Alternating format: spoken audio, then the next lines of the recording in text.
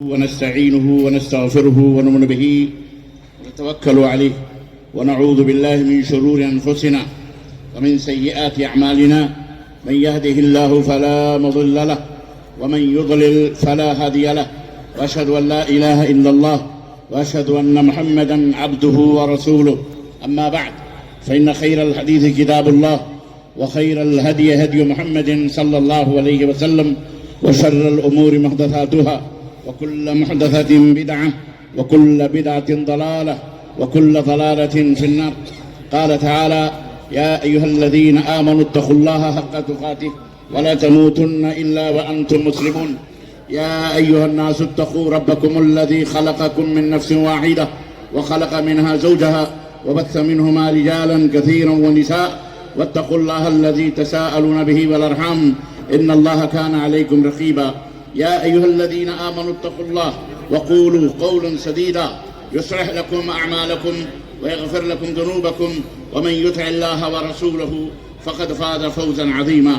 اللهم صل على محمد وعلى آل محمد كما صليت على إبراهيم وعلى آل إبراهيم إنك حميد مجيد. اللهم بارك على محمد وعلى آل محمد كما باركت على إبراهيم وعلى آل إبراهيم إنك حميد مجيد. تمام قسم کی حمد و ثنا، کبریائی اور بڑائی اس اللہ عز و جل کے لیے لائق و زیبا ہے جس نے ہمیں اور آپ کو پیدا فرمایا، اور بیش بہا درود و سلام اس ذات مبارکہ مطہرہ پر جن کا نام نامی اسم گرامی احمد مجتبی محمد مصطفیٰ صلی اللہ علیہ وسلم. صدر کانفرنس فضیلت الشیخ اصغر علی امام مہدی حفظہ اللہ، امیر مرکزی جمعیت اہل حدیث ہند، علماء کرام، مشرقی یو پی کے امیر محترم حافظ عتیق الرحمان صاحب طیبی، اور الحمدللہ شعر کے دونوں مصرے مغربی یو پی کے بھی امیر حضرت مولانا جگجیت انصاری صاحب بھی تشریف فرمائیں. ناظم اعلیٰ فاضل گرامی قدر حضرت مولانا شہاب الدین مدنی حفظہ اللہ، علماء کرام، عزیز دوستوں، نوجوان بھائیوں، بزرگوں اور اسلامی ماں اور بہنوں اور عزیز بچوں، آج بتاریخ 23 جمادی الاول 1447 کے مطابق 13 نومبر سن 2025 عیسوی کے اس عظیم الشان کانفرنس میں جس موضوع پر مجھ ناچیز کو حکم دیا گیا ہے گفتگو کرنے کا، وہ موضوع ہے خلفائے راشدین کا انصاف، انسانیت کے لیے مشعل راہ. حضرات گرامی قدر، انتہائی عزیز اور انتہائی پیارا اور وقت کا سلگتا ہوا موضوع ہے. دریا کو کوزے میں سمیٹنے کا ہنر جنہیں آتا ہے ان کے لیے کوئی مشکل نہیں، لیکن مجھ جیسے طالب علم کے لیے مشکل تو ہے، لیکن کوشش کروں گا کہ ہزاروں لاکھوں صفحات پر مشتمل ہمارے آبا و اجداد کے عدل و انصاف کے سنہری واقعات یقیناً آج ہی نہیں بلکہ دنیا کے تمام حکمرانوں اور حکومتوں اور ذمہ داروں، گھر کے آنگنوں سے لے کر ملک کی فضاؤں کے جتنے بھی ذمہ داران ہیں ان تمام سب کے لیے مشعل راہ. ہمیں اس بات کو اچھی طرح سمجھ لینا چاہیے کہ آج جو کچھ بھی اس کانفرنس کے حوالے سے بیان ہو رہا ہے، یقیناً یہ صرف بیان برائے بیان نہیں ہونا چاہیے، بلکہ ہم میں ہر شخص کلکم راعٍ وکلکم مسئول عن رعیتہ، ہر شخص ذمہ دار ہے اور اپنی اپنی ذمہ داریوں کے بارے میں قیامت کے دن اللہ کے سامنے کھڑا ہو کر اسے جواب دینا پڑے گا. اگر آپ باپ ہیں تو آپ سے سوال ہوگا کہ اپنی اولاد کے درمیان آپ نے کہاں تک عدل و انصاف کیا ہے. اگر آپ شوہر ہیں تو آپ سے پوچھا جائے گا کہ آپ نے اپنے بیوی کے ساتھ کس قدر عدل و انصاف کیا ہے، اپنے بچوں کے ساتھ، اپنی بیٹیوں کے ساتھ. اگر آپ بھائی ہیں، بھائیوں میں کہاں تک، خاندان کے امیر ہیں، ذمہ دار ہیں، خاندان کے یا گاؤں کے مکھیا ہیں، چودھری ہیں، آپ سے پوچھا جائے گا کہ آپ نے کہاں تک اپنی ذمہ داریوں کو نبھایا ہے. کسی سنسدا، کسی جماعت اور یا کسی جمعیت کے ذمہ دار ہیں تو یقیناً آپ کی ذمہ داریوں کے بارے میں پوچھا جائے گا. آج کی یہ باتیں ہمارے لیے انتہائی اہم اور بنیادی خلفائے راشدین کا عدل و انصاف جو میرا موضوع ہے، اس کے موضوع پر تو گفتگو ہوگی اور یقیناً ہوگی، اور یہ وہ اخلاقی پہلو ہے جس کے اندر ہمیں اور آپ کو ڈھلنا ہے اور ہمیں اپنے آپ کو ان کے مطابق اپنی زندگی کو ڈھالنا بھی ہے۔ نبی کائنات صلی اللہ علیہ وسلم کے یہ وہ شاگرد تھے، یہ وہ اس مدرسے نبوی کے طلاب تھے، یہ عظیم جنہیں اللہ کے رسول صلی اللہ علیہ وسلم نے سجایا، سنوارا، مشق، یہ تخت مشق ہے وحی الہی کے، اللہ کے سب سے پہلے وہ مقرب بندے تھے جنہیں اللہ تبارک و تعالیٰ نے اپنے نبی کی شاگردی کے لیے منتخب کیا تھا۔ قیامت تک آنے والے روحوں میں سے یہ وہ عظیم اور پاکباز روح تھے جن کے بارے میں اللہ نے رضی اللہ عنہم ورضوا عنہ کا خطاب ادا فرمایا کہ اللہ ان سے راضی واللہ سے راضی۔ عزیزان گرامی قدر، آج ہم اور آپ انہی کا تذکرہ سننے کے لیے لکھنؤ کی تہذیب اور ادب کے اس خوبصورت شہر میں جمع ہوئے ہیں۔ قابل مبارکباد بھی اہل لکھنؤ کہ کافی دنوں کے بعد الحمدللہ ایک عظیم کانفرنس کا انعقاد اس سرزمین پر کیا گیا ہے۔ اللہ عز و جل سے دعا ہے کہ اللہ تبارک و تعالیٰ اس طرح کے اجلاس اور اس طرح کی کانفرنسیں امت مسلمہ کی بیداری کا سبب بنائیں اور ہمیں خلافت راشدہ کو واپس لانے اور خلفائے راشدین کے نقوش مبارکہ اور ان کے چھوڑے ہوئے نقوش پر عمل کرنے کی توفیق عطا فرمائے۔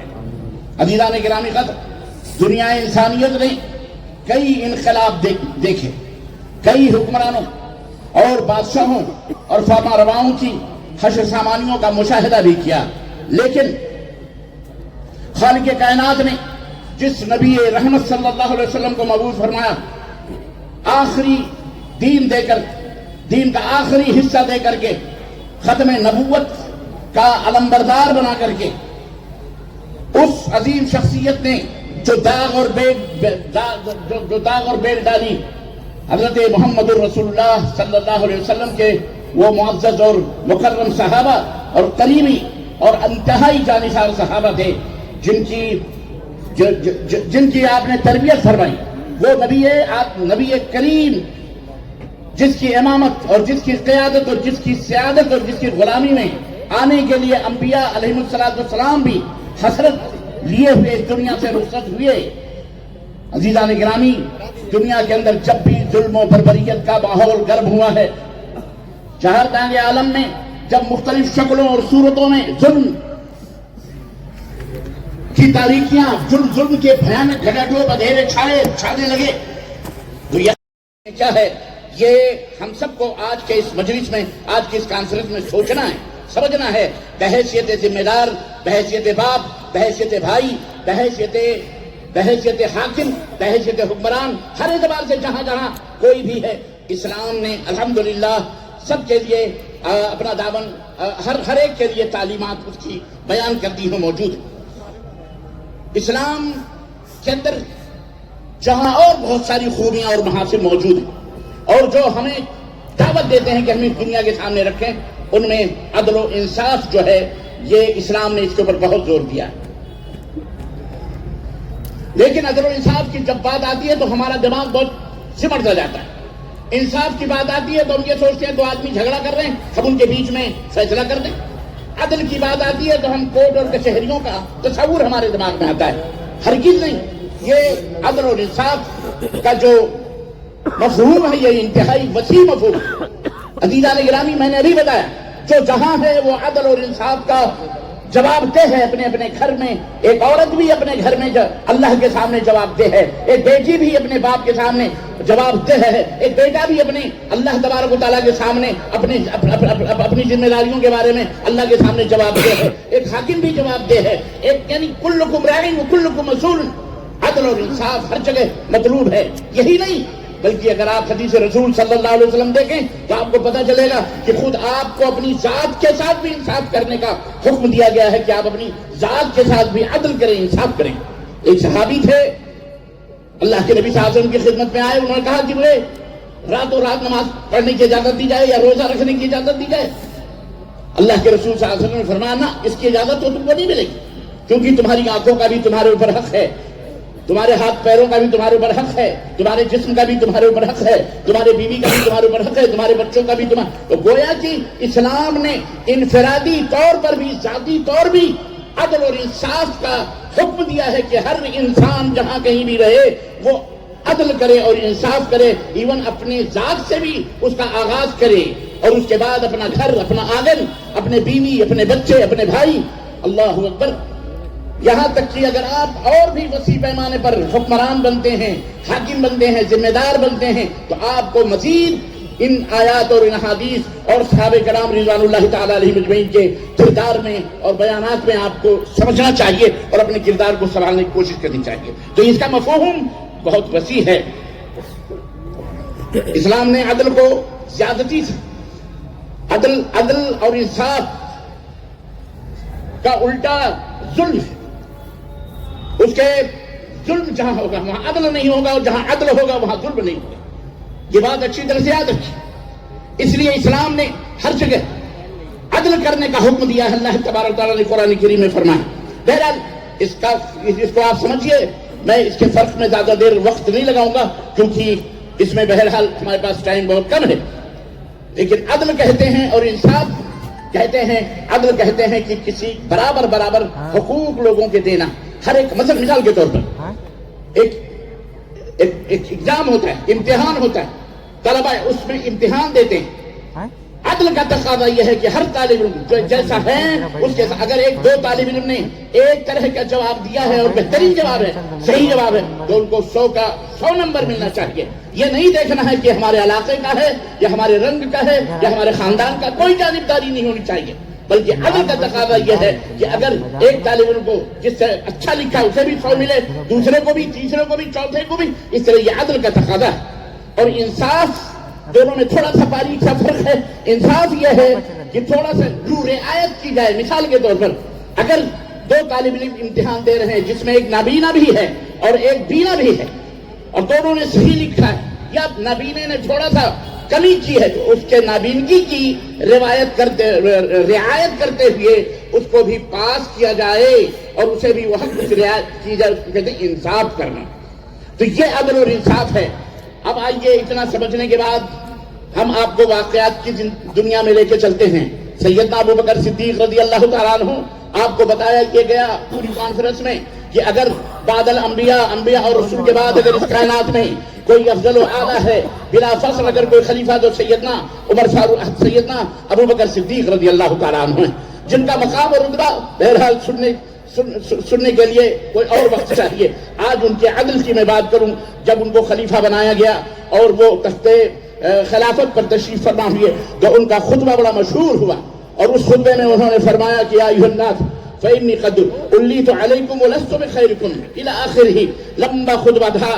بہرحال اس کا مفہوم اور اس کا معنی میں آپ کی خدمت میں رکھوں گا. ایک خلیفہ وقت، حاکم وقت، نبوت کے بعد، اللہ اکبر، جس کا مقام اور جس کا مرتبہ اللہ کے رسول صلی اللہ علیہ وسلم نے، کیا بتاؤں میں. مجھے دل یہ کہتا ہے کہ میں بتا کے گزروں کہ ایک دفعہ سیدہ عائشہ صدیقہ رضی اللہ تعالی عنہا فرماتی ہیں کہ میں اپنے آنگن میں بیٹھی ہوئی تھی، ناگہاں میری نگاہ آسمان میں پہنچی چمکتے ہوئے ستاروں پر، تو میں نے اپنے حبیب حضرت محمد الرسول اللہ صلی اللہ علیہ وسلم سے عرض کیا کہ آقا، کیا کوئی بندہ دنیا میں ایسا بھی ہے کہ جس کی نیکیاں آسمان کے ستاروں کے برابر ہوں؟ نبی کائنات نے فرمایا ہاں عائشہ، وہ بندہ ہے. عائشہ صدیقہ رضی اللہ تعالیٰ عنہ فرماتی ہیں کہ میرے دل نے کہا ضرور میرے ابا کا نام آئے گا، لیکن زبان رسالت پر سیدنا عمر فاروق اعظم کا نام آیا. کیا ہاں عمر فاروق اعظم ہیں، ان کی نیکیاں آسمان کے ستاروں کے برابر ہیں. پھر میں نے دل میں سوچا کہ کاش میرے ابا ہوتے. پھر بھی میں نے پوچھا کہ کیا کوئی ایسا بھی ہے جس کی نیکیاں اس سے بھی زیادہ ہوں؟ اللہ اللہ اللہ، اس سے بھی زیادہ ہوں. تو اللہ اکبر، نبی کائنات نے فرمایا عائشہ، ہاں وہ تمہارے باپ ابو بکر صدیق ہیں جن کی نیکیاں عمر کی نیکیوں سے بھی بڑھ کر کے ہیں. اور بلکہ ابو بکر کی وہ رات جو غار ثور میں انہوں نے گزاری، وہ ایک رات اگر ترازو کے ایک پہڑے پہ رکھ دی جائے اور عمر کی یہ ساری نیکیاں ایک پہڑے پہ رکھ جائیں تو تیرے باپ کا کی نیکیاں اس ایک رات کی نیکی سب کے اوپر بھاری آئی. یہ ابو بکر صدیق ہیں. جب خلیفہ بنے، آپ دیکھیے تواضع، آپ دیکھیے انکساری، آپ دیکھیے عوام کے ساتھ عدل